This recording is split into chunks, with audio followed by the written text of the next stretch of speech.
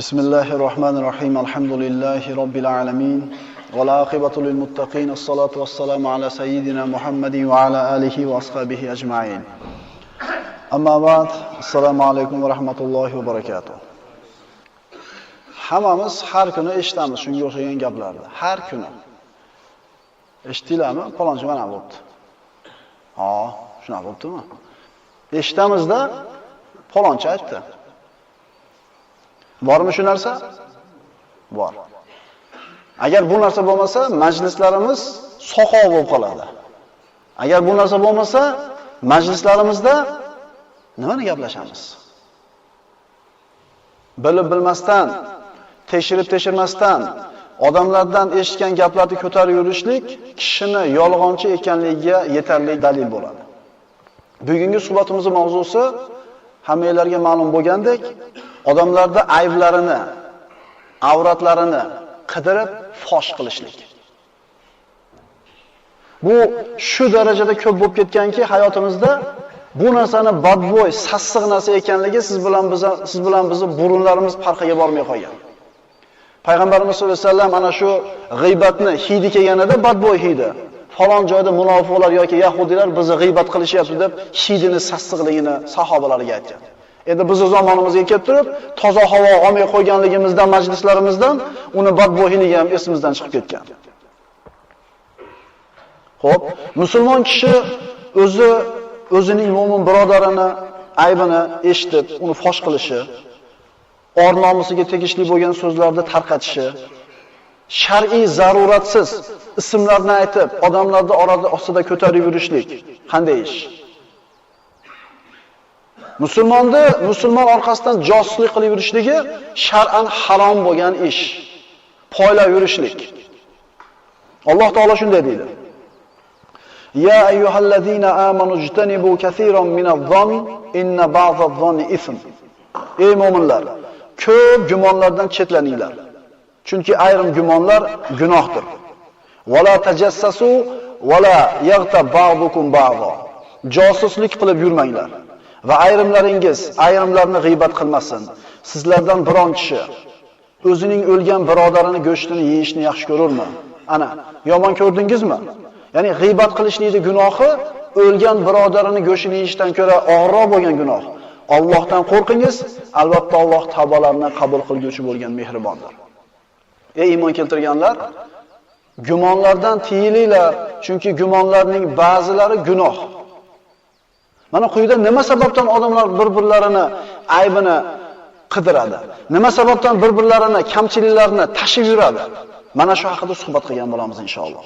Ibn Hajar Haytami aytadi, odamlarda yashirin bo'lgan ishlarini qidirib yurishlik, ya'ni odamlardan ko'rsatishlikni xohlamayotgan, yashirayotgan ishlarni qidirib yurishlik mana shu oyat bilan man qilindi, harom qilindi. Imom Termiziyning sahihlarida payg'ambarimiz sollallohu alayhi vasallam shunday dedilar. Minbarga chiqib Rasululloh shunday dedilar: "Ey, hali iymon qalblariga kirmasdan faqat tili bilan iymon keltirganlar, musulmonlarga aziyat bermanglar. Ularni avratlarini kuzatib, avratlarini ayblarini ochib uyaltirmanglar. Kim bir musulmonning avratini fosh qilib, uni uyaltirsa, Alloh taolo uning avratini ochib sharmanda qiladi." Musulmonning orqasidan qasddan aybini istab fosh qilishlik niyati yurganlarni Alloh taolo o'zi aybini fosh qiladi hamda sharmanda qiladi. Musulmonga bo'lgan hurmati qanday? Hurmat degani nima degani o'zi? Arab tilida harom degan so'zdan olinadi. Bir musulmonni obro'yiga tegishlik ikkinchi musulmonga harom degani. Bir musulmonning molini nohaqdan ikkinchi musulmon yeyishligi harom degani. Ibn Umar roziyallohu anhu kunlarda birida Ka'batullohga qarab aytadilar-ki, "Naqadar ulug'san." Ka'baga qarab aytayapti, "Naqadar ulug'san." Hurmating naqadar ulug'. Lekin bir musulmonni Allohning nazdidagi hurmati, Alloh taoloning huzuridagi bir musulmonning hurmati seni hurmatingdan balandroq.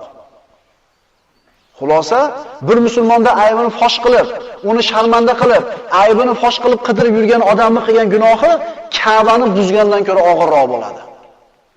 E'tibor beramizmi shu narsaga? G'iybatchini nimaga savdosi doim yuradi? Chunki xaridori naq. Ro'parasiga kelgan birinchi odam unga xaridor. Eshitdingizmi deydi. Hozir o'sha sizga aytadigan gap, dunyo yoki oxiratingizga foydasi bo'lsa, eshiting. Sizga daxli bo'lsa, eshiting. Agar daxli bo'lmasa, eshitilgan har bitta so'zga, gapirilgan har bitta so'zga qiyomatda savol bor. Payg'ambarimiz sollallohu alayhi vasallam Hajjatul Vadoda ummati bilan oxirgi marta mana shunday bir katta bir adabdagi ummati bilan uchrashib turganda payg'ambarimiz aytadilar: "Inna dima'akum va amwalakum va a'radakum alaykum haramun ka hurmati yawmikum hada fi shahrikum hada fi baladikum hada." Rasululloh Hajjatul Vadoda shunday dedilar: "Bu kuningiz, ya'ni ana shu Arafatda turgan kuningiz, shu oyingizda, shu yeringizda harom bo'lganidek, sizlarning qonlaringiz, mollaringiz va obro'laringiz o'rtalaringizda bir-biringizga haromdir." Musulmonning molini nohaqdan olsa harom yegan bo'ladi, qiyomatda javob beradi.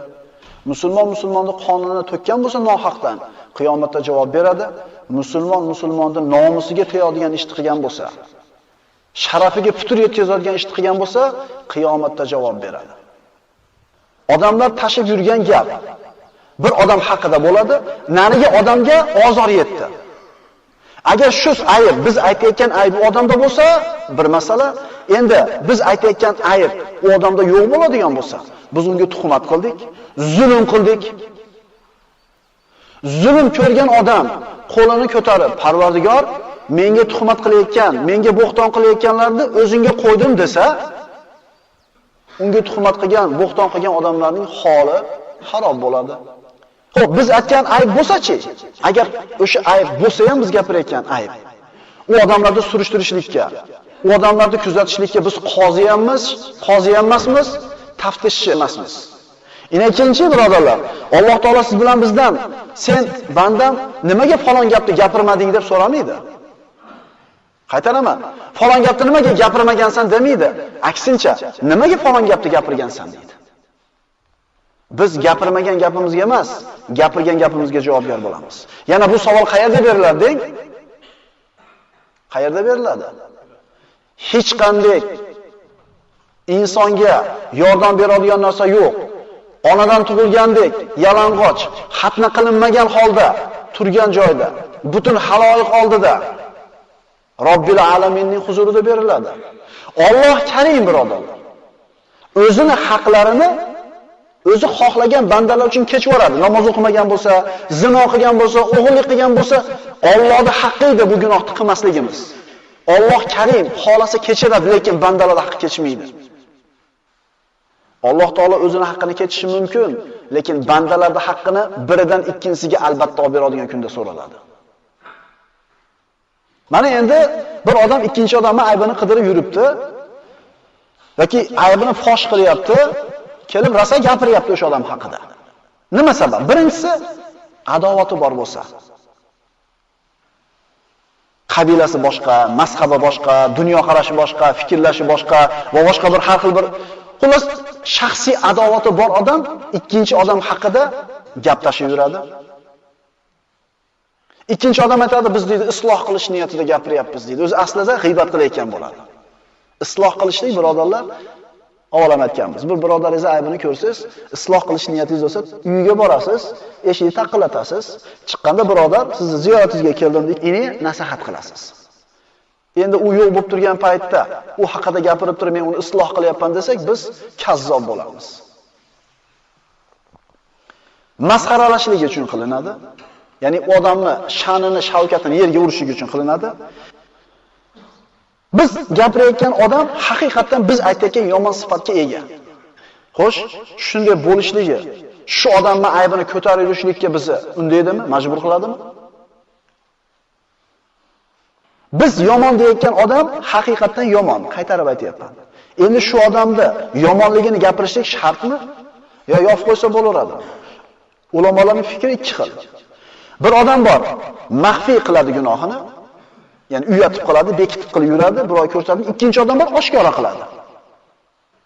Biz aybdor, gunohkor deyotgan odam bittasi bekitib qiladi, u yerda hijolat bo'ladi, birov ko'rib qolmasin deb. Ikkinchisi oshkor qiladi.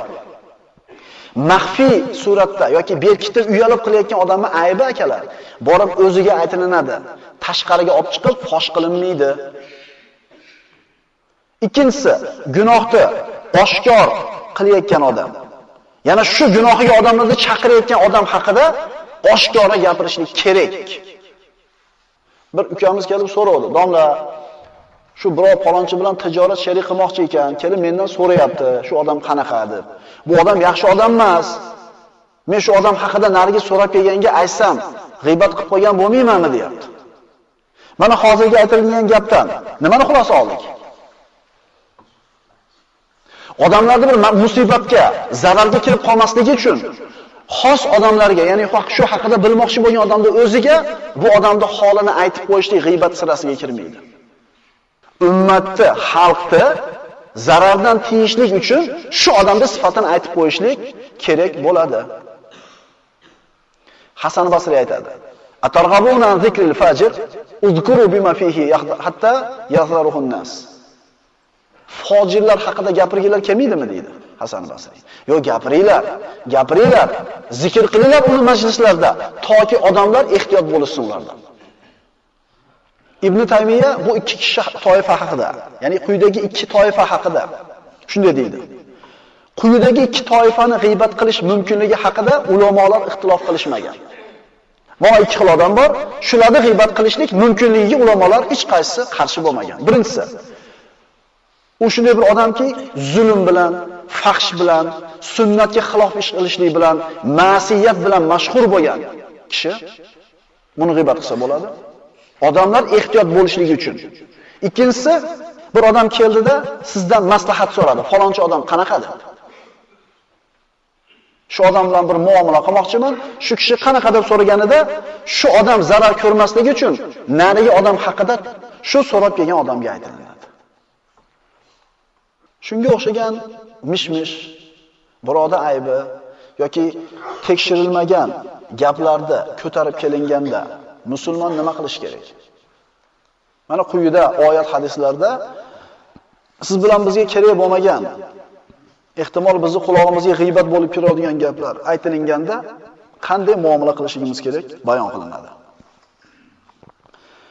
Payg'ambarimiz sollallohu alayhi vasallamning zavjay mutahharalaridan bo'lgan Oysha binti Siddiq roziyallohu anha hammamizga mashhur qissa. Mana payg'ambarimiz Banu Mustalik g'azotdan qaytib kelayotganlarida qo'shin to'xtaydi. Oysha onamiz va bir to'p jamoa ayollar payg'ambarimiz bilan chiqqan bo'ladi shu g'azotga. Qo'shin to'xtaydi, ayollarda bo'linmasi chekkaroqqa to'xtaydi. Tuyani yetalagan erkaklar tuyalarda cho'ktirib qo'yib, nandaroqqa o'tib turadi. Ayollar tushib, uzoqroqqa borib qazoy hojat qilib qaytib kelib tuyaga chiqishadi, karvon bilan birga ketishadi. Oysha roziyallohu anha ayollar bilan borib, qaytib kelib, havdajiga, tuyaning ustidagi havdajiga chiqmoqchi bo'lganda, bir bo'ynidagi marvarat yoki marjonni tushib qolganligini biladi-da, orqaga qaytib ketadi. Ayollar hammalari chiqib havdajiga o'tirdi, pardalarini tortdi. Ketadigan vaqt bo'lganda tuyani yetalaydigan erkaklar kelib, tuyalarni turgizib yetalab ketishdi. Oysha onamizning qolganligidan bexabar. Oysha onamiz roziyallohu anha borib qaytib kelsa, karvon ketib qolgan. Meni yo'qligimni, yedimni bilishib, orqada qolganligimni bilishib kelishadida o'tirib uxlab qoldi. Payg'ambarimiz bir safarga chiqsa, qo'shinning orqasida bir uzoqroq masofada bir odamni qoldirib qo'yar edi. Ya'ni karvonda orqasida kelsin, tushib qolgan narsalarni olib keladi yoki orqani kuzatib keladi. Safvon ibn Muattal roziyallohu anhu mana shu ishni bajaradigan bo'ladi mana shu g'azotda. Safvon ibn Muattal tuya bilan kelsa, Oysha onamiz uxlayapti. Oysha dedi, Alloh rahmat qilsin, nima qilyapsiz deydi-da, tuyani cho'ktirib ondan nariroqqa borib turadi. Oysha onamiz bitta gap gapirmaydi, tuyaga chiqadi. Safvon ibn Muattal shoshganicha Madinaga yetalab boradi. Yetalab borganda Oysha onamiz yo'qligi ma'lum bo'lib, endi bir harakat bo'lib turganda Safvon ibn Muattal yetalab keladi. Ya'ni shar'iy xilvat, nomahram erkak bilan ayol yolg'iz kelyapti. Shunda munofiqlarning kattasi Abdulloh ibn Ubay ha dedi. Ha zavjatu sohibikum dedi. Sizlarda sohibalari ayolimi dedi. Allohga qasam. u undan, ya'ni Safvon Oyshadan, Oysha Safvondan omon qolmadi dedi. So'zni qarang. Bir-biridan omon qolmadi dedi. Munofiqni tutgan mavqifini ko'ring. Shuning uchun keyin jazolangan paytda unga jazo berish imkoniyati bo'lmadi. Bu gapni musulmonlar gapirib qo'yishdi o'zlari. Bu gap tarqab ketdi. Payg'ambarimiz sollallohu alayhi vasallamga qattiq aziyat bo'ldi bu. Chunki payg'ambarimizning sharaf haqida gap ketyapti. Abu Bakr Siddiqning oilasiga og'ir gap bo'ldi. Juda qiyin holat bo'ldi. Musulmonlar o'rtasida mana shu gap sekin-sekin tarqalib borib turib, oxirida zino qildi degan gap musulmonlarning tilidan chiqdi. Buni Mustih ibn Abi Mustih roziyallohu anhu, payg'ambarimiz sollallohu alayhi vasallamning shoiri Hasson ibn Sobit va payg'ambarimizning ayolining singlisi Hamna binti Jahshlar 3 ta musulmon odam zino qildi degan gapni oshkora aytishdi. Vahiy to'xtab qoldi musulmonlarga ta'lim bo'lishligi uchun. So'ngra vahiy nozil bo'ldi. Alloh taolo Oysha onamizning pokligi haqida oyatlarni nozil qildi. Shunda jazolanganlar boyaga 3 ta musulmon bo'ldi. Munofiqlar bu gapni boshlab qo'yishdi, bir chekada turishdi. Musulmonlar o'zlari rivojlantirib olishdi. Demak, musulmon odam bir xabarni eshitgan paytda buni aniqlamasdan turib, tekshirmasdan turib, shart qora qilib qo'ymasligi kerak. Bir marta e'lon qilindi. Palonchi mana bunaqa ekan desa bo'ldi, hamma ishonaveradi o'shunga. Alloh taolo aytadi: "Laula iz sami'tumuhu zannal mu'minuna wal mu'minatu bi anfusihim khayra." Ey mu'minlar, sizlar bu bo'xtonni eshitgan paytingizda mu'min va mu'minalar bir-birlari haqida yaxshilikni o'ylab, bu ochiq bo'xton-ku desalar bo'lmasmidi? Mana shu mavqifda Alloh subhanahu va taolo payg'ambarimiz sollallohu alayhi vasallamning sahobalaridan Abu Ayyub Ansoriyning, mana shu ulug' sahobaning mavqifini maqtadi. Abu Ayyub Ansoriyning ayoli kirdida eriga qarab, "Ey Abu Ayyub, bu kishi payg'ambarimiz sollallohu alayhi vasallam Madinaga ko'chib kelib, shu kishining uyida o'ziga uy bo'lgicha turgan edi, qo'shni." Abu Ayyubning ayoli aytadi: "Eshitdingizmi? Odamlar Safvon ibn Muattal bilan Oysha onamiz haqida nima deyapti?" dedi. Abu Ayyub aytdiki, roziyallohu anhu, "Bu gapni gapirmang" dedi ayoliga. "Shu ishni" dedi, "odamlar aytayotgan zinodi siz qilarmidingiz?" dedi ayoliga. Ayoli "Yo'q" dedi. "Men qilarmidim?" dedi. "Yo'q" dedi. "Oysha sizdan yaxshi, Safvon mendan yaxshi" dedi. "Bu ishni qilmaydi" dedi. Alloh aytayapti, axir mu'minlar bu bo'xtonni eshitgan paytida bir-birlariga qarab yaxshilab o'ylab turib, "Ha bu bo'xton-ku" desa bo'lmasmidi?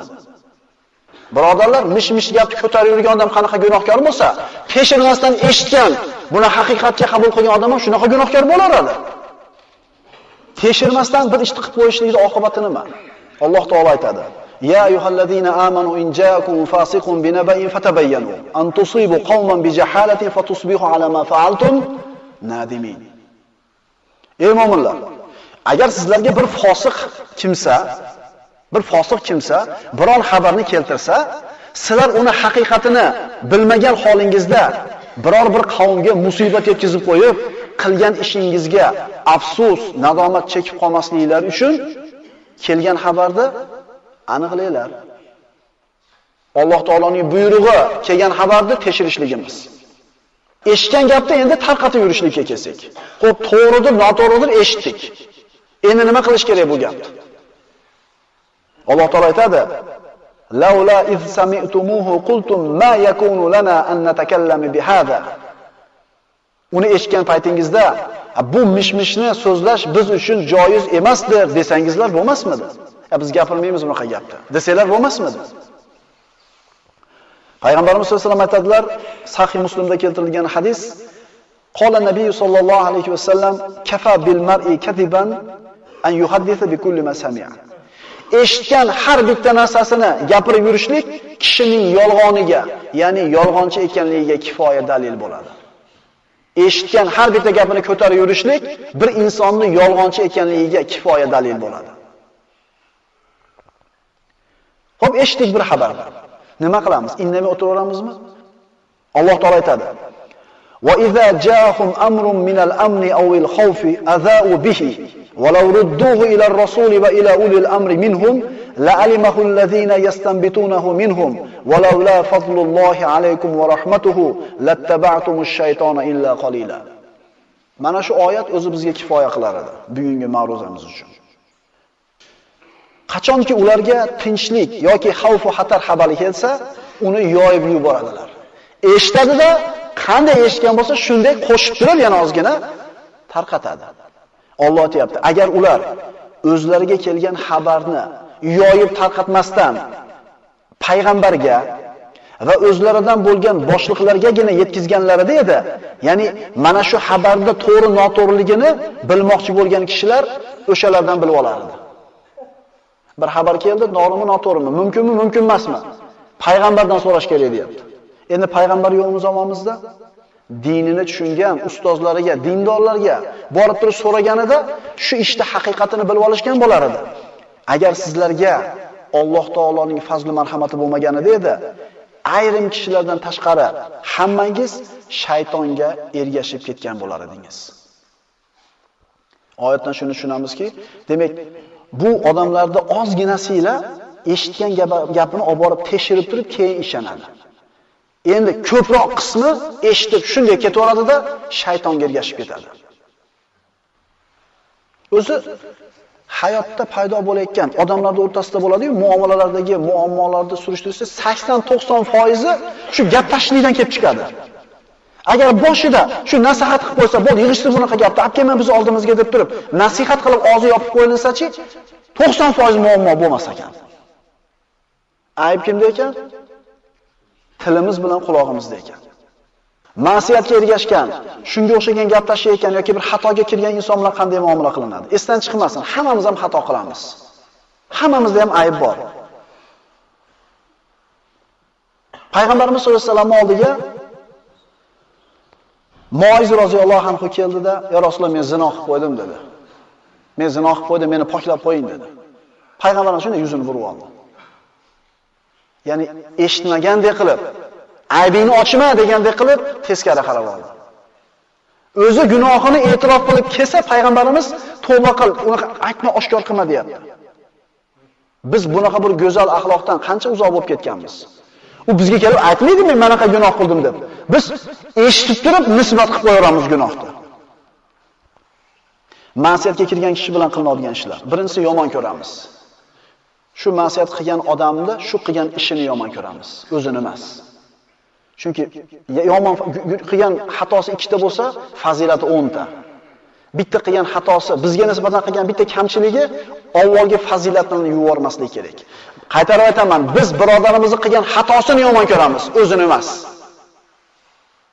Ikkinchidan, aybini berkitishlikka harakat qilamiz. Payg'ambarimiz sollallohu alayhi vasallam aytadilar, Sahihaynda Ibn Umar roziyallohu anhudan, "Man satara musliman satarahullohu yawmal qiyamah." Kim bir musulmon birodarini aybini bekitsa, Alloh uni aybini qiyomat kunida bekitadi. Birodarlar, qiyomatda Alloh fosh qilib qo'ymasin, chunki biram-biram ayblarimiz bor. Uni Allohdan boshqa hech kim bilmaydi. Alloh taolo qiyomat kunida bir bandani hisobga olib keladi mo'minni, ustini shunday o'rab qo'yadi. Qo'liga kitobini berib qo'yadi. Fa amma man utiya kitabahu bi yaminihi, ammo kimning kitobi o'ng qo'lidan berilsa, u bo'yiga Alloh taolo o'rab qo'ygan satrning ichida turar ekan, kitobini o'qiydi. Gunohi yetarli, halok bo'lishi aniq. O'qib bo'lib halok bo'lishi dim deb turganida Alloh taolo, "Dunyoda seni ayblaringni yashirganmanmi?" deydi. "Dunyoda sharmanda qilgan emasmanmi? Endi bugun ham seni sharmanda qilmayman. Yana bir marta kitobingni o'qi" deydi. Kitobini ikkinchi marta ochib qarasa, birorta xato qolmagan bo'ladi. Alloh taolo boyaga pardani ko'tarib tashlaydi. "Ha, uqro'u kitabiya." Odamlarning ko'zida bu odamning kitobida bitta ham gunoh yo'q bo'lib ko'rinadi. Ko'ringlar meni kitobim mana deydi. "Inni zonantu anni mulaqin hisabiya." Chunki bir kun men hisob kitobga ro'baro bo'lishimni bilardim. Fa huwa fi aishatin rodiya. Endi u rozi bo'ladigan hayotda. Savol beraylik o'zimizga. Men ham bir 2 marta yo 3 marta biroda aybini bekitganmanmi eshitganimda? Istash kerak unaqa narsani. O xotira daftarini ochib istash kerak uni. Ochganmanmi deb so'ramaymiz. Men biroda aybini ochganmanmi deb so'ramaymiz. Bu savolda hojati yo'q. Men bekitganmanmi biroda aybini degan savolni beraylik o'zimizga. Agar siz bilan biz insonlarni haqiqiy sharmanda qiladigan qiyomat kunida Alloh taolo aybimizni ochib sharmanda qilishini xohlamasak, dunyoda odamlarning aybini, birodarlarimiz aybini yopaylik. Xatoga adashlikka tushgan musulmonga qiladigan muomalarimizdan yana bir turi muloyimlik va yumshoqlik. Bu gapni gapirsang, odamlar hayron bo'ladi. Qanaqa qilib muloyim muomala qilasiz? U xatoga ketgan, gunohga kirganga. Umar ibn Hattob roziyallohu anhu oldiga shomlik bir kishi kelardi, ulfatchiligi bor edi. Birdan yo'q bo'lib qoldi. Umar ibn Hattob falon kishiga nima bo'ldi, kelmay qo'ydi deb so'raganida ashoblar "Ya Amiral Mu'minin, araqqa berilib ketibdi odam" dedi. Umar ibn Hattob araq ichgan kishiga qanaqa muomala qildi? Kotibini chaqirdi. Yoz dedi. Bismillahirrohmanirrohim. Alhamdulillah, assalatu vassalamu rasulillah, amma ba'd. Umar ibn Hattobdan falonchiga: "Senga salom bo'lsin. Albatta qudratli va bilguvchi, gunohni mag'firat qiluvchi, tavba tazarruni qabul qiluvchi, azobi qattiq va in'om ihson egasi bo'lmish Allohdir. Undan o'zga iloh yo'qdir, magar uning o'zigina bordir. Faqat uning o'zigina qaytarilur." Shu xatni yozdi. Qaytaramiz. U qudratli va bilguvchi, gunohni mag'firat qilguvchi, tavba tazarruni qabul qilguvchi, azobi qattiq, in'om ihson egasi bo'lmish Allohdir. Hech qanday iloh yo'q, magar uning o'zigina bordir. Faqat uning o'ziga qaytarilur. Boyagi kishiga maktub yetganda maktubni o'qidi. Qayta o'qidi, yig'ladi. Qaytarar edi. Gunohni mag'firat qiluvchi, tavba tazarruni qabul qiluvchi, azobi qattiq. Bu oyatlarni qayta o'qir ekan, sidq dildan tavba qildi. Umar ibn Hattob maktubni yozayotib aytganida sahobalariga: "Duo qilinglar birodarlarning haqqiga. Qalbi bilan Allohga qaytsin" dedi. Chunki payg'ambarimiz sollallohu alayhi vasallam aytgandilar: "La takunu awna shaytoni ala akhikum." Birodaringizga qarshi shaytonning yordamchisi bo'lib qolmanglar deganlar Imom Buxoriydan. Demak, bir birodarimizni aybi kelsa, bir birodar kamchiligi aytilsa, uni yomonlab, uni yana ham yerga tiqib, shaytonga yordamchi bo'lishida o'rniga yuqorida aytilgan oyat hadislarga amal qilib tekshiraylik, bilmasdan bir gapni gapirmaylik va bilmasdan bir gapni tarqatib gunohkor bo'lmaylik. Aqulu qawli hada va astagfirulloh li va lakum. Assalomu alaykum va rahmatullohi va barakatuh.